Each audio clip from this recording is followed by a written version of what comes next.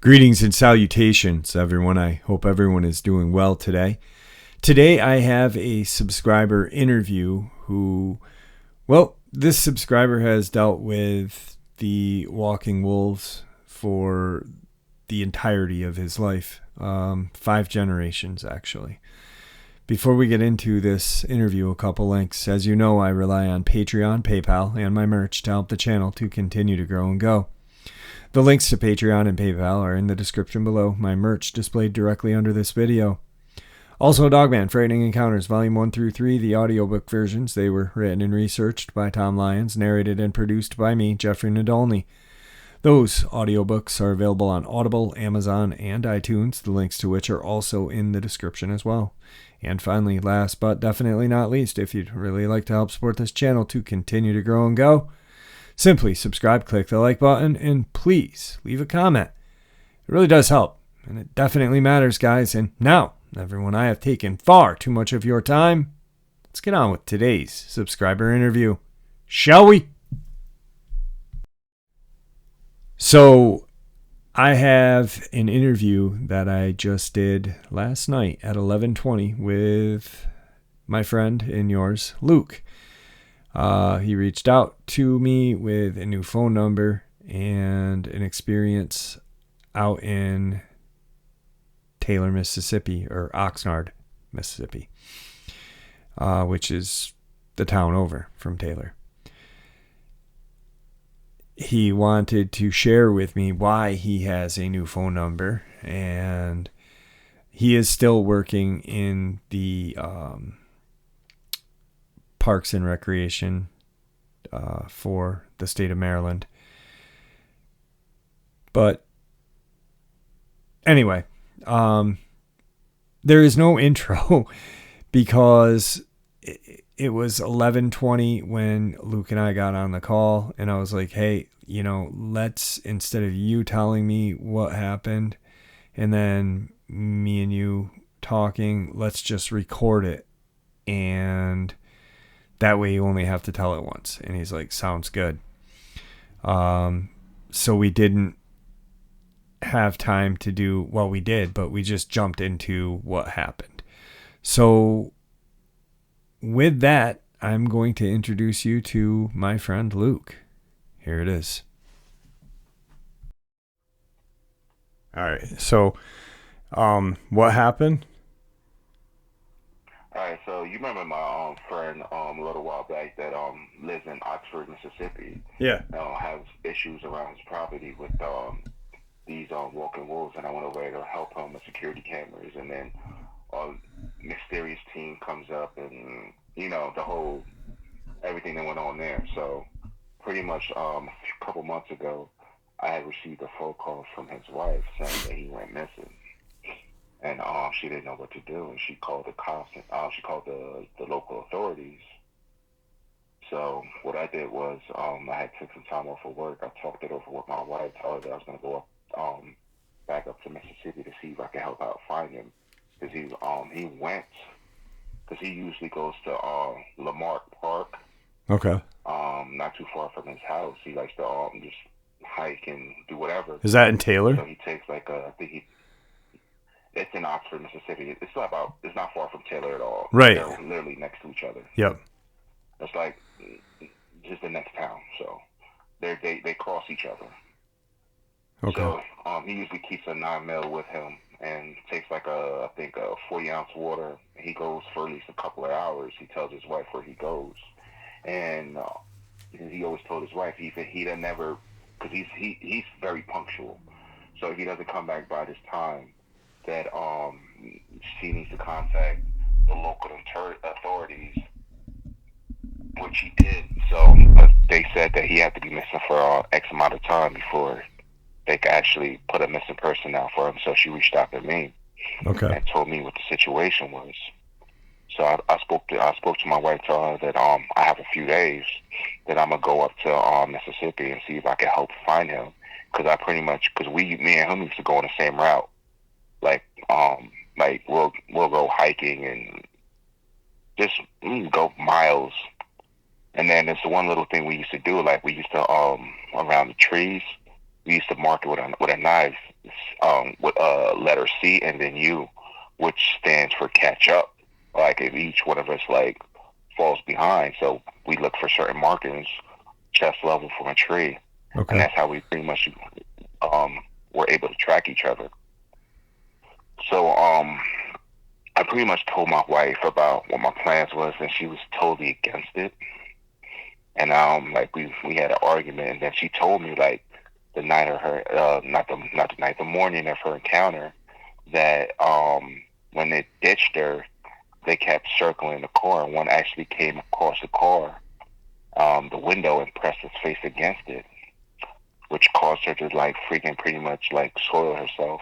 Right. So that part she had left out, and then she said that it had an intent of like, I can get you when I want you, but we're just gonna wait. So that's when I came through, and then everything happened, and I was able to get her to safety. But when I came back to the car, it took my kids' clothes, piss, urine, all that stuff in the car.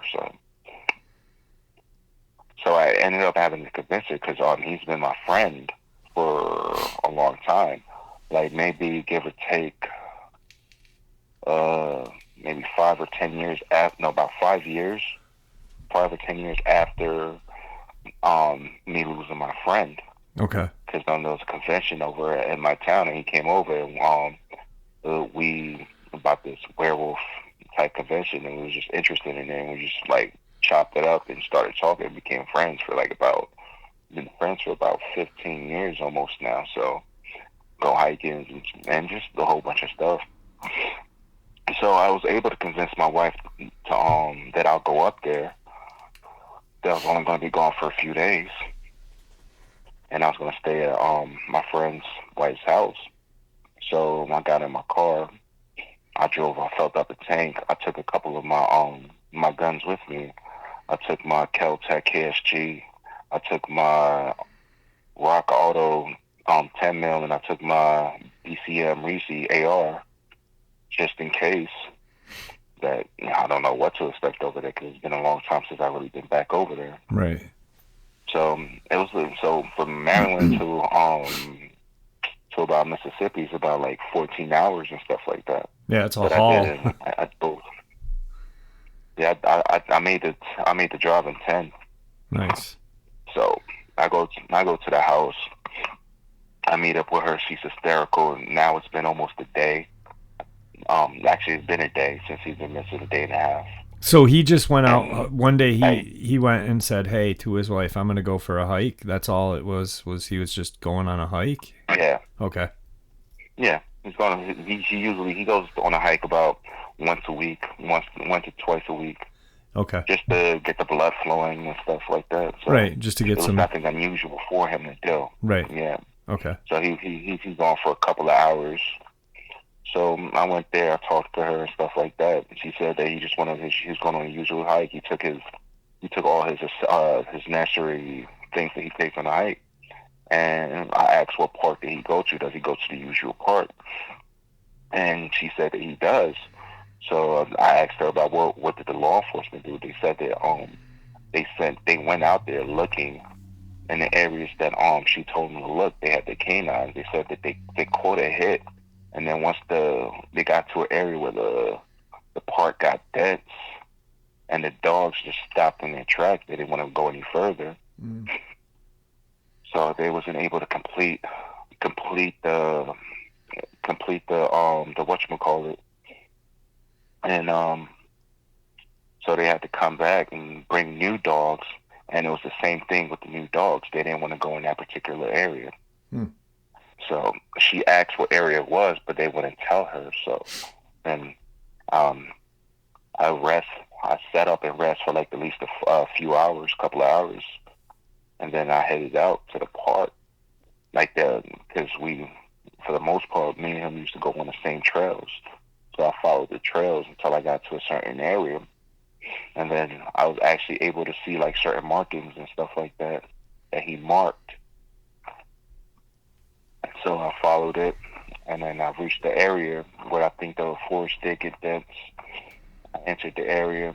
So what I do is now, like I have these, I got like about 10 pounds of like poppers, um, and I had a strap to my back, and as I'm walking, it drops like about 10, 5, 10 of those when I'm in a certain area. Just, what I use that for is when then something steps on it, it makes a loud pop noise, Yep. so I can know like if anything is trying to sneak up on me. So I go into the area where I believe the dogs want to enter, and it's a little bit dense and things like that. So right now, I think it was about like maybe give or take 4 o'clock. Sun is still out, but it's getting ready to set. So I'm going in there. I'm following trails. I see pieces of ripped clothes, running like the terrain is like was running, and then something was chasing, and so it looked like he was being chased by something big. And I'm looking. So I'm like about give or take a quarter of a mile in, and then maybe about 50 to 100 yards, I hear poppers go off. So I turn around, but there's nothing there. So I keep going. I'm going. So I stumble up this embankment that steeps down. So I go down. I slide down it. I follow. It goes like around the bend, and so I follow that bend. I'm hearing more poppers. So now it's starting to get darker. So I'm thinking about. So now I'm faced with a dilemma. Do I turn around or do I continue? Right. Because honestly, I I wasn't going. I went there not to retrieve somebody alive. I went there to retrieve a body. I'm gonna be honest with you. So I was like, I'm gonna go like maybe a few hundred more yards, and then that's when I saw growing eyes on on my left hand side, about maybe give or take about 50 to 100 feet away in this brush. So I'm trying to make out what it is. So I'm measuring the height because I'm giving it the benefit of the doubt. Maybe it's animal, maybe it's coyote, maybe it's whatever. It's not what I think it is. The height was taller than any known animal in the area, so I took out my 10 mil, and I chambered around, and I held it in my hand as I continued to walk. I had what I was looking at in my peripheral. So as I got about another maybe 50 feet, there was a slope that went deep down. So I'm got my flashlight out because right now it's not dark though, but it's getting dark. And I look down and I see like a leg, and then it's covered and stuff like that. So when I went down there, I I saw a body. I'm thinking that it was my friend's. So I thought he was dead at the time, but he wasn't. So I was able to get him up and like exhausted. He sprained his ankle or injured his leg. His leg was swollen. His ankle was swollen, and the way how the embankment was, it was steep, so he couldn't climb out. Right. So I was able to like I gave him a boost, and I was because it was about maybe give or take when I at the bottom of the embankment to the top is about maybe 8 feet, so 8 feet or so. So I was able to give him a boost and push him out, and then that's when I heard a growl howl type thing. And he's like, "Oh no!" And so I hear him say, "Oh no, it's coming back. It came back." Oh shit. So long story short, we had about at least about half a mile to freaking like get out the dense wood part because that's how far in I had. Right. And by that time it's already dark. So I had a lantern, I had a torch. Right now I took out my big gun. I'm like, yo, it came. I started hearing like it went circling us. It was more than one of them circling us. So what I would do is like technically, all hunters know you need to know the target that you're shooting at before you fire a shot. But I'm like, Absolutely. no human is going to be in this. You know, I made the deduction no human will be this far in at this time of night, knowing that you have armed people. So I just took a chance. I fired a couple of shots, not to hit the animal, because when you hit the animal, it's one of two things is going to happen: they run away or they attack. And right now, I was in a position to defend myself with my friend here if they attack. So I shot it like over their head just to get the attention. So they ran off. 5 minutes, they come back. So now he's limping. I have him trying to carry him out of there. Excuse me. Yeah. So he falls. I have to drag him because he's literally out of energy. I'll tell you what he told me afterward. Yeah. But I'm out of energy. So he's out of energy. So I'm dragging him. I have to, since the fact that I'm dragging him, I have to put my AR back because I can't have my AR while I'm trying to I'm dragging him. So I have my the way I have my gun position, I have a holster, a front holster, a quick draw front holster. So okay, right on your chest. I'm dragging him. Yeah. So I'm dragging him. I'm getting tired myself. So I'm taking a minute or two. Then I hear them come back. So I have to quickly fire another shot in the area, in the direction, have them go off. So, this been going on for like about 20 minutes to half an hour. I finally get out of there and get out to the open field because majority 9 acres of it is like open field, but there's a certain area that's just fucking dense as hell. So I get him out and stuff like that. So I'm like, all right, good. So I get him out. The car's not too far from there. It's like another 10, 15 minutes. So as I get him out, so I see 3 of them standing at the edge of the wood line. I see an all black one, a brown one, and a light gray one. The all black one was the biggest one, about 7 or 8 feet, red eyes, pissed off as hell. Mm. And so I didn't think of anything until I was able to get him out because my adrenaline was going. So right now I was in a fight or flight mode. So I was pretty much flight, trying to get him to safety. So we was able to get him to the car, put him in the back seat. He took off. I had got him back to the hospital. So he was dehydrated. He had a broken ankle, and pretty much he had to be put to sleep for a while because the stress and the exhaustion was too much, I guess, for his body to handle. So I had called his wife, told him that he was safe. So I do that. Police, everybody shows up at the hospital to question me. What were you doing there? You're not a resident here. You blah, blah, blah, blah, blah. We can arrest you. So I'm trying to tell them what was going on and stuff like that. Like I used to live up there. I lived up there pretty much all my life. I just moved down to Maryland just a couple years ago.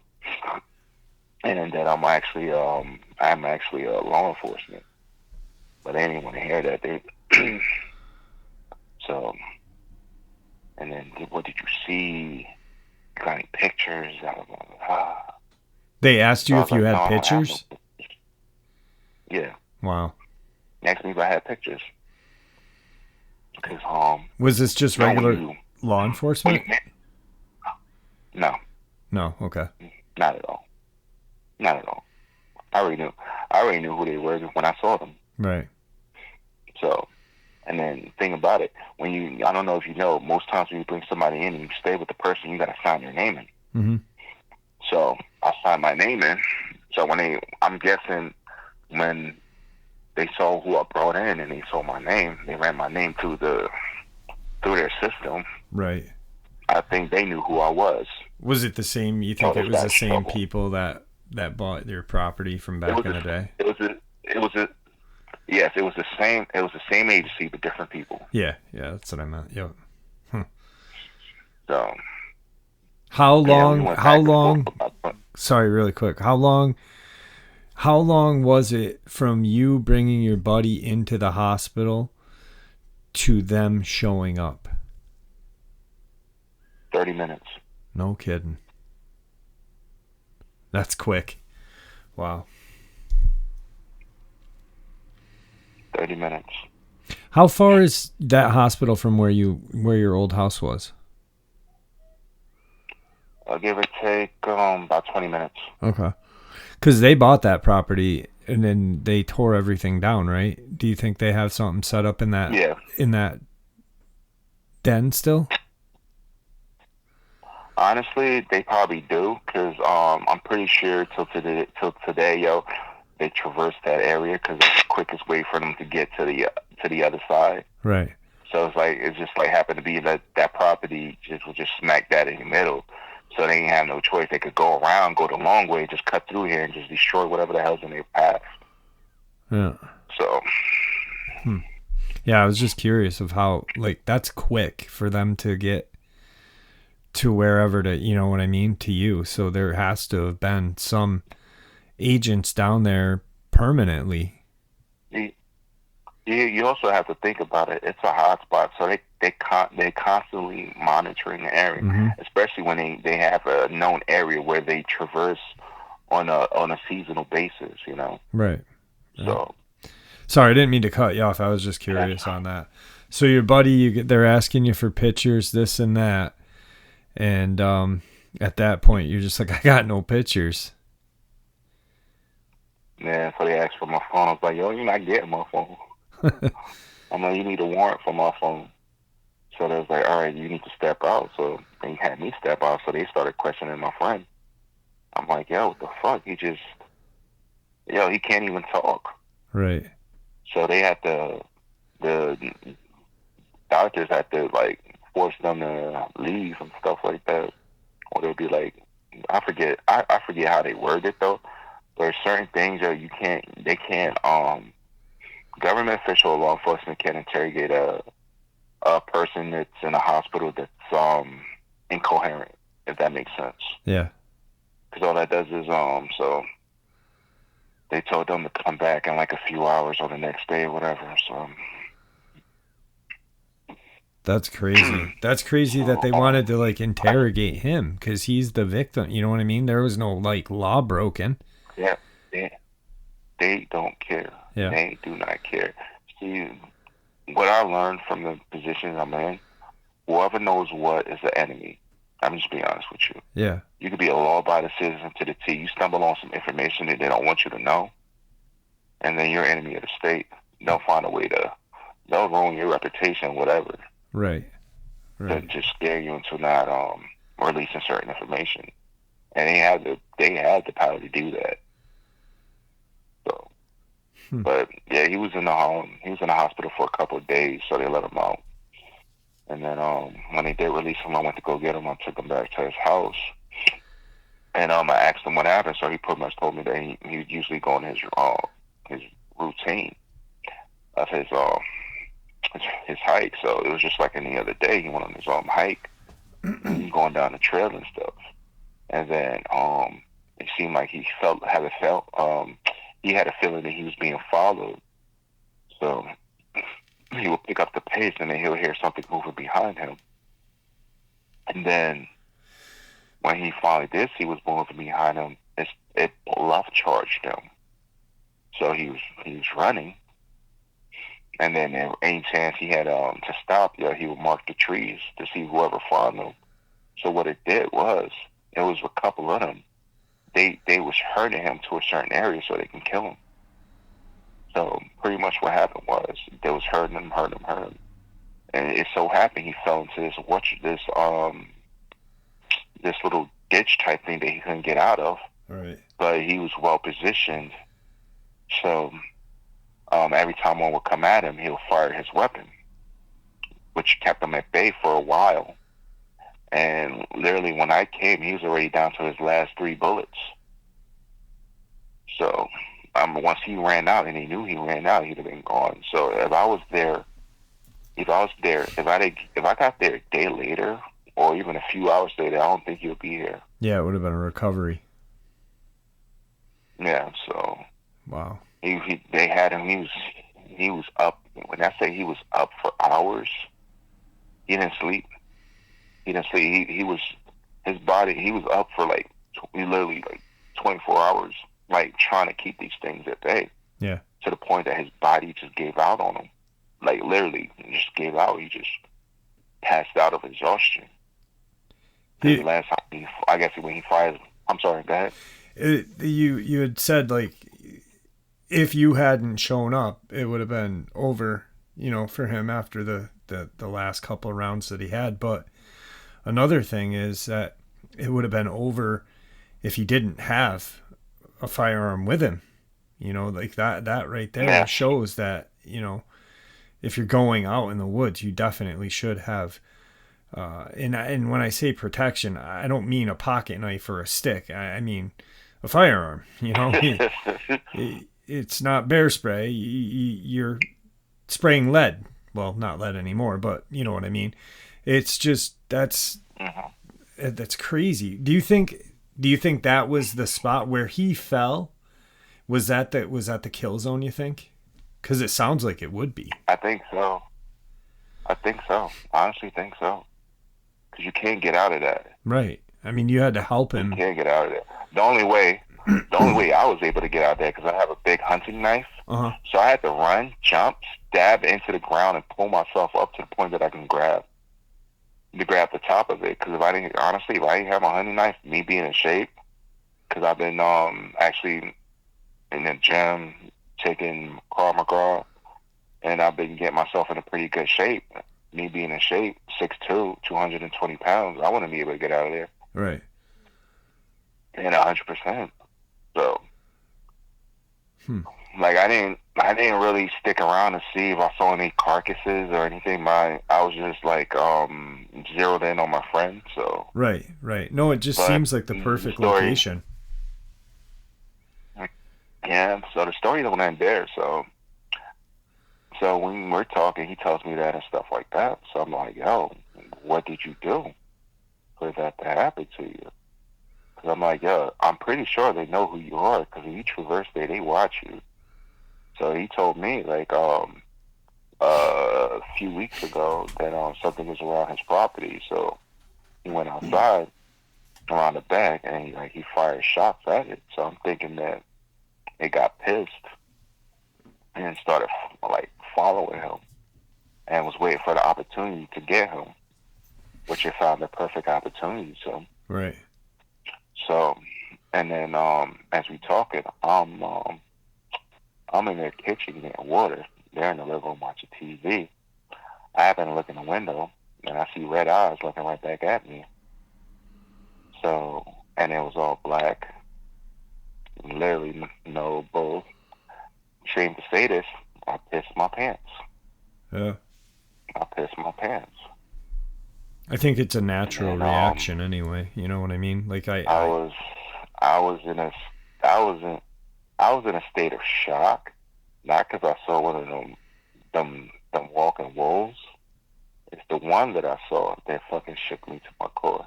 The one from 2-3 years ago. And I think it was the same one, the all black one. Looked just the same. Just like it smiled at me, like it gave me that smile, like, oh, I remember you. It's like smile. So so maybe 5 minutes later, when I was able, because once it did that, it walked away. It wanted to make a point, and it made its point. Right. And once it walked away, I told them they have to leave. They have to leave. They have to move. Because they're not going to leave. I told them that their lives are literally in danger. They have to move. So they're actually in the process of moving very, very far away. Not sure where they're going to move to. They got a couple of areas, Pennsylvania, Maryland, or New York. Mm-hmm. Who knows? But they're in the process of moving right now. So once I came back, took the drive back and stuff like that, you better give us the information we need. Your family's gonna be hurt. just a whole bunch of stuff. So I was like, I said to myself, like, I'm gonna get myself unlisted and change my number again. So I changed my number. Right. So right now I'm rocking out with a new number. When they It's called you, funny. did they It's, sound like professional, or did they? I mean, did, yeah, they prefer. I already knew when I get calls like that because I've told you I've got calls like that in the past. So I already know who it is right. and what they're trying to do.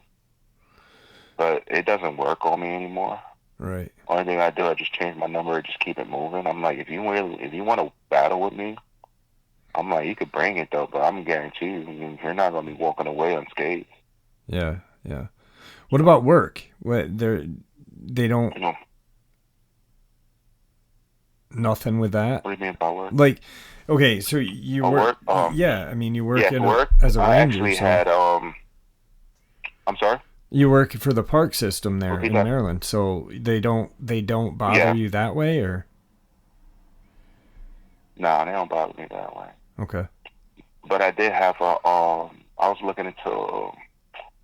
Mind you, I have a lot of missing persons cases up in my area, stuff like that. So I decided to like look into one case because I know the area where the person went missing. So I decided to go there and things like that, and I realized that there's a lot of crawler activities over there because I Really? happened to see another crawler when I was there. So my thing is the area where she went missing. If one of those things got a hold of the this one was a missing teen. It I don't know, but it didn't look good though. Yeah. Cause I've dealt with Bigfoot. I dealt with walking wolves, but crawlers or whatever these things are something new to me. Yeah. So I don't know how to proceed. It's something that I have to learn or brush up on. But Mm-hmm. these things are creepy, man. Yeah. They're Yeah. creepy. I don't think that, I was just thinking about when you were saying, that you went down there, and for some reason the thing about law enforcement, how they had the code names for like Dogman, Bigfoot, black cow, black dog, this and that, and I'm like, I wonder what the code word for them things are.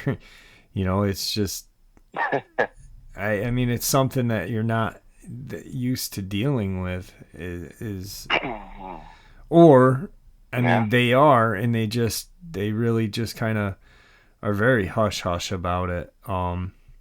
It's I was actually thinking about you the other week. I was looking at a couple of pictures of the Maryland goat man, and I was like, I thought about No, don't your remind me of that. Oh experience. my god, that's one scary looking thing, man. Yeah, yeah. I'm glad that your friend's all right, man. I mean, that's insane. But right there is that's just validation that you really, when you go on a hike, you really need to have protection. And you didn't hit them with your rounds. You were shooting over and using it as a scare tactic. I think that just having that noise, and them knowing, hey, that really could do some damage to us. It Yeah, could that hurts. save people. Yeah, That hurts. you could save someone's life. I mean, even if you don't, kill one, it just get it away Yeah, I from you. don't. Yeah, I'm in a position. I don't want to hurt these things. I don't want to shoot them. I don't want the drama. I don't want the beef. Right. And that's my very, very, very last resort. So like, if I see them, like, if somebody's about to lose their life, then of course I'm definitely gonna unleash hell on them. But Yeah, I just, absolutely. at the end of the day, yo, you leave me alone, I'm gonna leave you alone. But once you cross into my territory, and then you're messing with people, innocent people, then I'm sorry. Depending on how dangerous the situation is depending on which one of us is gonna walk out of here alive, Right. Right. So, Um, but like I'm not trying to go that route because you've already I'm done not that really. route, and you figured out what happens. Luke Yeah, doesn't. Luke doesn't win. one of those things. Lou got his behind whooped. Yeah. Yeah. I Got mean, tossed around like a rag doll. The amount of power that these things have on like freaking one finger is like phenomenal. yeah. When you were walking your buddy out and you hit that field, there was the gray, the brown, and the black one. Was that? Do you think that was the? Because that instantly popped into my head, and then when you had mentioned that the black It was one the same from, one. yeah, okay, that's what I was. It was the same one.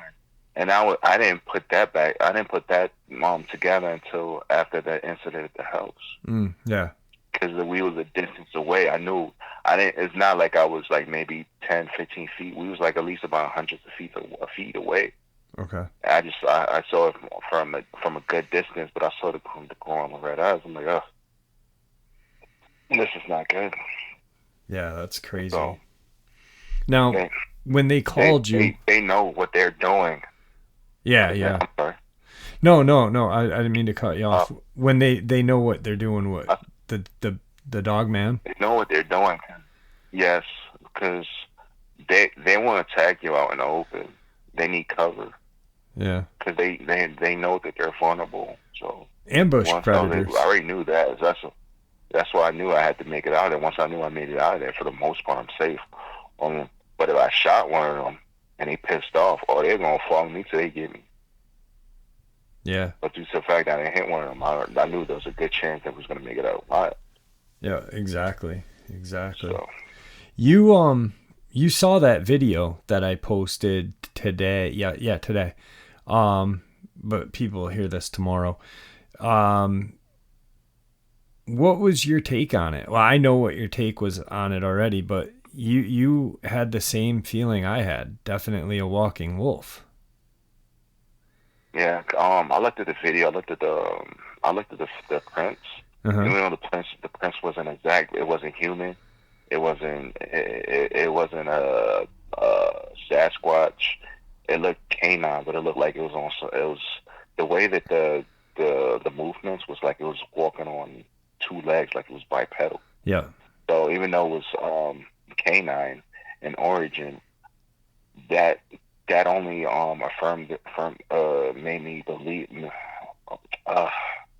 It pretty much confirmed what I thought it was when it led him to the tree, and then there was no other prints around that tree. Mm-hmm.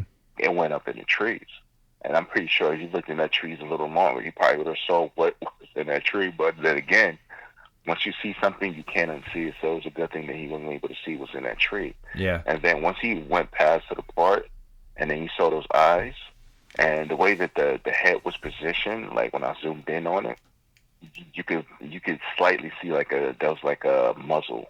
Yeah. So and then the height of it was high. If you really look at it and look at everything around it, even though it's nighttime and it's dark here, it's taller than any known animal in that area. Just by especially if you're an outdoorsman, you can tell just by looking at certain things.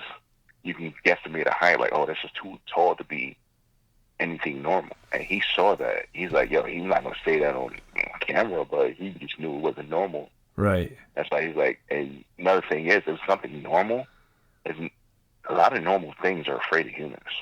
They don't want problems with humans. Yeah. That thing would have turned run. around and walked away. Yeah. A bear will run away.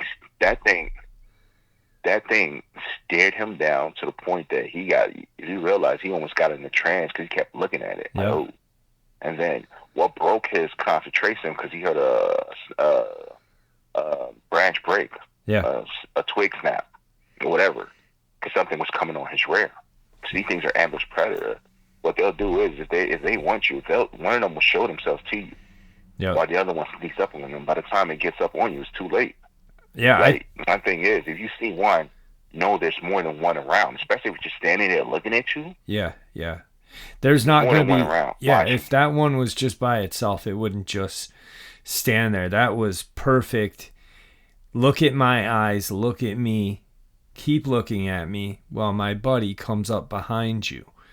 And when he was running, you heard him, like he's took out the Lord's name, and I think that he actually had saw another one, but didn't catch it on camera because he was running, and it was But you think about it, I don't know if you caught it. When he was running, there was other noises behind him when he was running, and it wasn't his son because his son was off to the side of him. Right. It was paralleling like him. Noise from in a distance. Yes, it sounded like something in the distance. Mm-hmm. Like it was very, very faint, but I caught that. Yeah, it was. Because you got to remember, these things, they live in the woods, so they, for the most part, they're like 300 to 600 pounds, but they got special kind of paddings that absorb noise. So it's very rare that you're gonna hear them make noise, but when you do hear noise, you're gonna catch it. Mm-hmm. You gotta think about how they sneak up on you when you don't even know it. It's because their paddings, it's like ultra absorbent. Yeah. What did you think about that growl? Move through the woods. Yeah. What did you think about the growl? Because what I think, heard. Honestly, the growl was a warning to get. Yeah. The growl was a warning to get out the area. Yeah. It was like, leave me alone, get out of here, or I will kill you. Yeah. Yeah, because a lot of people loved the video. They saw it. They were like, wow, this is amazing. And then there was a few people that were like, oh, it's fake. Now, when I heard think about it. What I heard that night, when I had my encounter, the noises that they were making, it didn't make any sense. It doesn't sound normal. These things do not sound normal. They're not what we are used to hearing as human beings. They sound different than what we'd expect something like that to sound. And that's why I think that growl and that noise was off. It was very strange. And like I said to you, people were like, it seems fake to me. The guy, he has a TikTok account, and it's based on ice fishing, hunting. He spear fishes and makes videos that way. That's his shtick. It's not cryptids. He doesn't care about cryptids, And like you said, you caught it. You said he never once said what he thought it was because he didn't know what it was.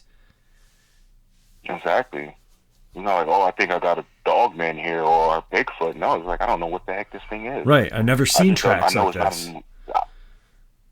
I just know it's something that doesn't frequent here. Yeah. So that was a very cool video. A lot of people take it. A lot of these walking wolves have dog-like characteristics, and that knowing that is what will save your life. I'm about 80% sure when they growl at you, that's a warning to get away from me, get far away from me. Mm-hmm. They're not ready to attack you, but the longer you stay there, is the higher the chances they will attack you. When they growl at you, they're giving you a warning. Like, I'm going to let you live if you can get out of here fast enough. Yeah. Because the ones that want to attack you don't growl at you. They just go to town. Because growling at you is going to give away the position. And for the most part, they ambush predators. Mm-hmm. The only time they'll attack you head on, and they're really pissed about something. Right. They're really pissed about something. But 9 times out of 10, they'll growl at you and get out my area. And then when you don't get out the area, they'll bluff charge you. And when you don't heed to that bluff charge, then they kill you. Mm-hmm. Yeah.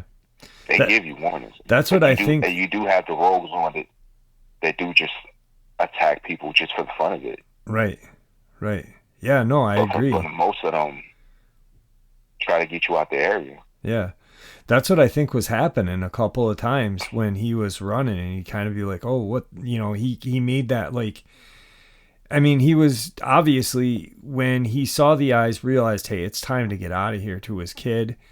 And then... You want to know why? He saw the eyes. And he did a height analysis. Yeah. He did a quick height analysis. Any hunter can do a height analysis, like, this is not normal height for an animal. Right. Something is wrong here. Let me get the hell out of here. That's why I think he told his kid not to take the shot. Because he was like, don't take that shot. Exactly. He knew it was not a person. We don't know what it is. Right. Yeah, right. He knew it was not a person. The odds are not a person. He's like, a person would not do that. Yeah. He's like, that's way too tall to be a person. Don't take the shot because it's not coming at us. You know, if it starts coming at us, take the shot. But why risk taking the shot and making it upset and having it come after him? You know, that was definitely. You also got to be careful with the bluff shots too. The bluff charge. Yeah, I There's think a certain distance you have to wait before you take a shot. Because if they bluff charge and you take a shot and you hit them, yo, that bluff charge turns into a real charge. Right. That's another thing that people fail to realize. Yeah, it doesn't stop at that point. I think once they cross that 20, 25 feet mark, that's when you take a shot. Yeah. But if you take a shot past that point, you're 9 pounds out of 10. That's a bluff charge, and you just turned it into a real charge, and now you're literally running for your life. Yeah. And then he finds the deer. Another thing is, you got to think about it. Mm-hmm. Let's use common logic here, yo. Them things are apex predator. They run up to like 50 to 60 miles per hour. You think a normal human can outrun any one of these creatures? No. At any point in time, if they really wanted to get them, they would have got them. Oh, I ran. I hear stories where I ran for my life, yo. I ran. I'm like, it was just toying with you. It wanted you to leave. It didn't want to kill you because it could have killed you any time. These things jump a good 40 to 50 feet in one bounce. Yeah. Yeah. They could be up on you in a matter of seconds. Yep. You could have a 100-yard head start, and they can close the distance within 10 seconds. That's how fast these things are. Yeah, absolutely. So, just know if you survive, it's because they didn't want to kill you. And I think you're right. You said it. They don't really want to kill the majority of the time. I think that they want people in the woods when you have a circumstance like that video. They just want you out of their area, you know. They were going to the easiest source of food, this guy's chicken coop, and they would grab his chicken. They would the door is an easy door to open. There's like it's just a wooden door with a latch. You and I are both mad. It doesn't matter what kind of door it is. If they want in, they're gonna rip that door off the hinges. Right. Even if it's a metal door, they'll rip it off the hinges. Yeah. These things are incredibly strong. And their claws cut through steel. Yeah. Sharp enough to cut through steel. I've seen that. And that shit boggles my mind. All right. And then he finds the deer. They're mad. No head, but the head's there. Decapitated. Body is, you know. No animal can do that. No. I had a subscriber. No animal. What were you going to say? No, go ahead. I had a subscriber just recently, and I haven't shared the picture because of YouTube's policies and stuff. And guidelines. Yeah. There was and I thought immediately about that. That's the crazy thing about that video, is because there are so many things that point to that being a dog man that really just this guy from down in Tennessee sent me a photo of a mule, and the body was 20, 30 feet away from the head. And whatever. You know, those things are tough. I'll text you the picture so you can see it. All right. Whatever yoked, it could be a Squatch, you know what I mean? Or it could be a Dogman. One of the two. Because it looks like it pulled the head, but I'm thinking more of a Dogman because of the tear marks. But Squatches can do that too. Yeah. But there's spinal cord attached to the neck. You know what I mean? So there's a good 2 or 3 feet of spinal cord attached. So it's almost like it went whoa and pulled it right out. But I'm like, dude, nothing. You know the amount of force it takes for you to decapitate something? Yeah. Yeah. Especially a mule. I mean, yes. Or a deer. And just a deer alone, the speed that they can run, something very fast would have to, you know.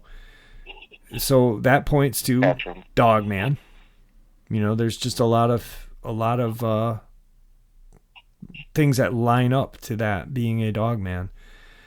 But yeah, I'm glad that you saw it. I'm glad that you saw that video. It was definitely a cool video, and you know that those. I feel for him because he's gonna have a run-in with that thing. That thing hasn't stopped. It's gonna continue to raid his chicken coop. Yeah.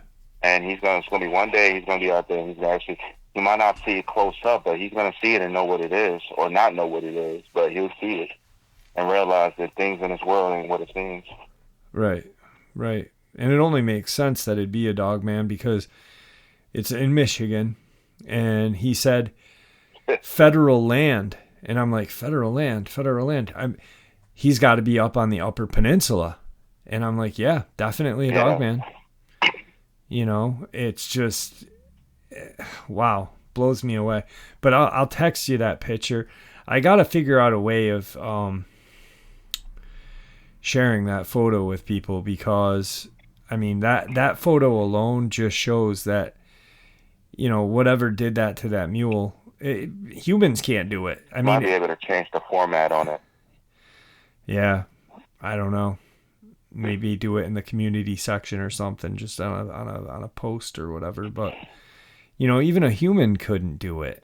You know, like, it's just, even if it was dead, how are you gonna? How it makes no. When you see the photo, you'll know what I mean, because you're gonna be like, yeah, there's nothing, no doubts about that. That was caused by something much more powerful than a human being or any other kind of animal that's native to the woods that's in Tennessee. Yeah. So, but my last thing was, I had the question to ask you about the phone calls that you were receiving. So were they like, I know they're bullying, obviously they're bullying you, but I mean, can you, they're attempting to bully me. Right. Can you give me, like, I mean, did they sound like, hey, you know, we're going to come for your family, this, and that? Or, you know, how did it sound? Was it just, I mean... That's when they called me to ask. They asked to talk to me. I was like, speaking. It was like, you was up in such and such, and we know that you have certain evidence, and if you release these evidence to the public, I can make you and your family disappear. Mm-hmm.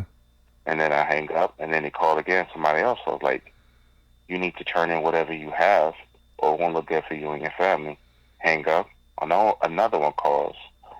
We're outside your house. We're watching you right now. I hang up. I look outside. Supposedly nobody's there. So. Right. And then I ended up just changing my number and getting myself enlisted. So. Scare tactics completely, but like you said, I couldn't see anybody, but you know, someone's probably there. Yeah. So I'm like, they'll do anything, say anything, but they got the wrong one.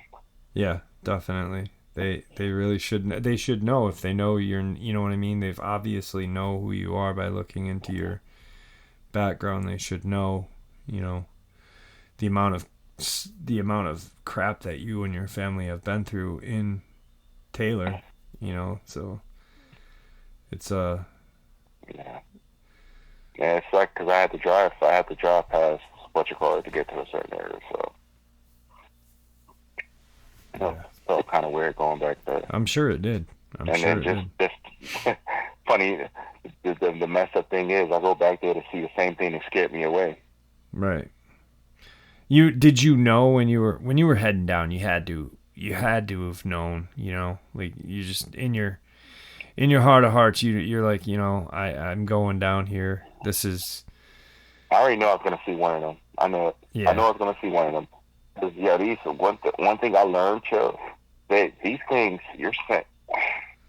They're sent. Let me see if I can explain this in a way a lot of people can understand. But what I've learned, what these creatures is, they don't forget a scent. They can hold on to a scent for decades. That's how good they are with scents.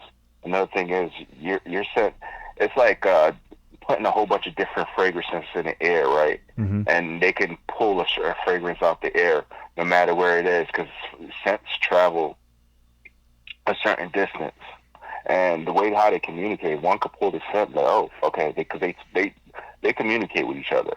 Like, oh, this is in the area. That's how they know where to go and who to mess with. Like, when you see a group of them, they know who they're going for, because they communicate and they let them know in their way who is the target. Right. And I think once I stepped foot in there, they knew I was there. They have a sixth sense for this stuff, because you can't put normal logic on creatures that exceed normal boundaries. Right. So things that you think a normal animal can do, don't classify these things as normal or what a normal animal can do. Because they're capable of a lot more things. We've seen all the stuff. Let me take that back. We've seen most of the stuff that these things are capable of, and they're like, how the hell do they do that? But you can't put human logic on this thing, because they're not. They don't go by human boundaries. No. They go by a whole. They're in a whole nother class of their own. So the minute people start to realize that is the minute that they can accept it and move accordingly. Yeah, absolutely. So I knew once I stepped in there that I was a marked man. I knew I was a marked man. I'm glad that your friend was. I'm glad your friend was okay, though. You know, I mean, and that's just sheer luck of having a firearm. I went there for recovery. Right. Sure. I told, when don't get me wrong. Like when we hang out, we chill, and we do talk about these cryptids.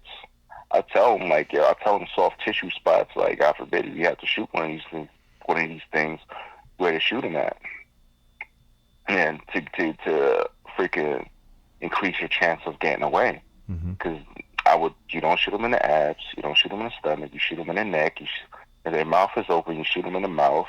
You shoot them in between their ligaments to slow them down. Right. And you got to hit them in the soft tissue spots. A lot of people go for center mass, chest. I'm like, your chest is damn near bulletproof, man. Yeah. Because what it does, their muscle fibers are so freaking thick. Because I've shot one in the chest, and I've seen a bullet just stop halfway in there, man. Shit didn't even freaking penetrate. So center mass, unless you got a super high caliber weapon, right?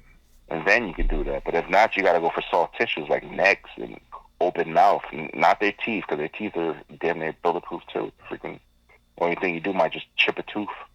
If their mouth is open, shoot them in the mouth, shoot them in the neck, shoot them in the eye, shoot them in the leg, shoot them in the calves. Any soft tissue, pretty much anything below the waist that would hinder them from running or walking or wanting to chase you. These things are, I mean, I just, thinking about all the stuff that you've been through, your dad's been through, your granddad's been through. Oh, my dad says he wants to give you a call sometime next week, so. Yeah, give him my number. I'm going to get a day for you. Just do me a favor, text me before he calls so I know that it's him, if you could. All right. What I'll probably just do is just give him my phone and make it easy for you to answer. Yeah. Or have, just maybe be there and be on speakerphone or whatever, and that'd be cool. Have both you guys there. Yeah. I'm so glad that your friend's okay. I'm glad that, it turned out to be a different circumstance than you thought it was going to be. Man, I was a wreck driving down there, man. I'm sure. With just time. I was a wreck on the road. I didn't even know. I was planning.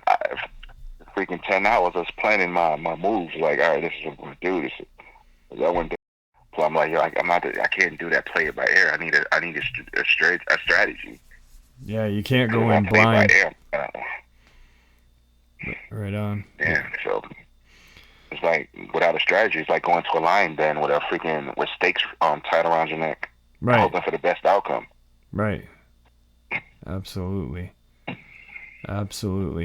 So we're coming up on time. Do me a favor. I wanna talk to you for a bit after. Don't hang up. But one thing that we can learn from this. I like to look at encounters and experiences as learning lessons, and through this experience, you can kind of learn a lot. One, go into the woods with protection. Once again, not a stick or a knife.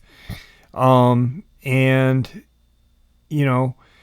the try not to put yourself in a predicament where you are getting herded into a place, like try to be aware of your surroundings, be very hyper vigilant of everything around you. And, if you do find yourself in that kind of predicament, go into overdrive and think of a way of getting out of that instead of going the way they want you to go. Go in a completely different direction. Go sideways, Yeah. So, it's always nice talking to you, brother. You're Same here.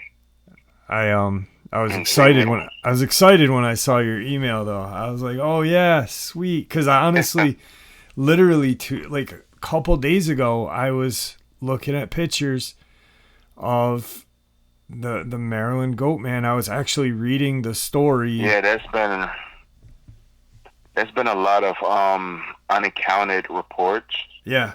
Like the reports get accounted, but it's not been filed. They send people over into certain areas to supposedly look at it, but it doesn't get to the proper chain of command. So people who actually takes the reportings just dismiss it. Mm-hmm. But there's been the reports has been a lot lately, and there's actually some of them in the areas where people are going missing too. So that's another thing that I'm going to look into. But like I said, I don't know anything about these creatures, and I do not know how to deal with it. I do want to help out though, but I think I'm way, way, way out of my league on this one. But then again, I can't leave somebody that's in need, So Right. And it's something that I have to do like a lot of research on. If anybody that has dealt with these things and know how to hurt them or like deter them, that'll be good information too to know. So if y'all know how to deal with anybody on your channel know how to deal with these creatures, I got a couple of let videos. Jeff know and he can let me know. Yeah, let me know. But I've got a couple of videos that I've some subscribers had sent in, seeing these things, and it's a whole different ball game with them. You know what I mean? Like a whole different. It's almost like they are. I really. What do you think will win? One of them walking wolves or one of them damn Goatman things? I'll tell you, I think a Goatman, and I'll tell you why. And I'll probably get some flack for it.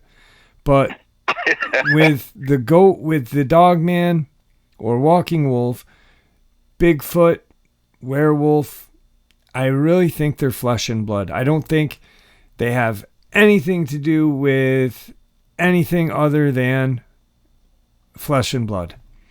But when it comes to the Goatman, there's too much mystery, too much demonic. Yeah, there's just something about them that really doesn't point to being from this plane of existence, There's something very, very demonic about them, and I don't know if it's just because it's a bipedal looking goat and our image of the devil, but I think that these things are something totally different, and I think they would pretty much probably take on, probably have the best of all three. I really think a Goatman could. I could see that happening. Because the one you saw was huge. Very, very formidable. Yeah, the one you saw was huge. You said it was 10 feet tall at least, with the horns and the strength. I really think that there's something really bad, evil to them. And with that, I don't like putting biblical things towards Dogman, Bigfoot, werewolf. I don't. But when it comes to the Goatman, it's kind of hard not to, you know. They're Yeah, I evil. understand that. So where Like do I don't you? see. The funny thing is, I come to Maryland to get away from these things, but it just seems like I just can't get away from this. Like I don't know if I'm destined to like freaking have encounters with these things. Yeah, But now I'm seeing different. Before it was Bigfoot and these walking wolves. Now I'm seeing freaking crawlers, goat man. What the hell? What next? yeah. That's why I don't when know. you See the said your Jersey friend's Devil. I don't moving, know. you know, you're like, my friend's gonna move to either Maryland or PA, and I'm like, oh, PA, no, don't go to PA, brother. There's, you know what I mean. Yeah. You're going from a hot skillet to the crock pot right there, brother. You don't go there. You know, so but yeah, there's just something really, really off with the goat man. Too much mystery. Um and I don't know what the heck. And I don't think with them, I don't think we'll ever know. I think I honestly think we're getting closer to some origins, or at least you know, whatever with the Dogman, Bigfoot, werewolf. I think the more that these stories get out there and the more people are aware, I think that, you know, we may have some answers, not all, but some. But with the goat man, I don't think we're going to ever have. Same with crawler. I mean, I just don't think that they're. My opinion of the crawler is a military genetic creation. Yeah, that's a very strong possibility. Yeah. They try to make super soldiers or something like that, and they probably messed the thing up and just created some hideous things that they locked up, and then some escaped. Yeah. You know. Or like you said, super soldiers, but you know, like with Dulce, the government was working with aliens there. Who's to say these things weren't super soldiers for the aliens? You know what I mean? Because Yeah. think about their appearance. Yeah. Their appearance is very alien-like, and that is true. I'm not just saying outer space alien, because you know, who knows where aliens come from? That's why they're alien. They're not from here. So, but anyway, brother, it was awesome having you on. Do me a favor, don't hang up. I'm glad that you called. I'm glad that your family is doing well, and I'm looking forward to talking to your dad. So please let him know that I'm looking forward to talking to him.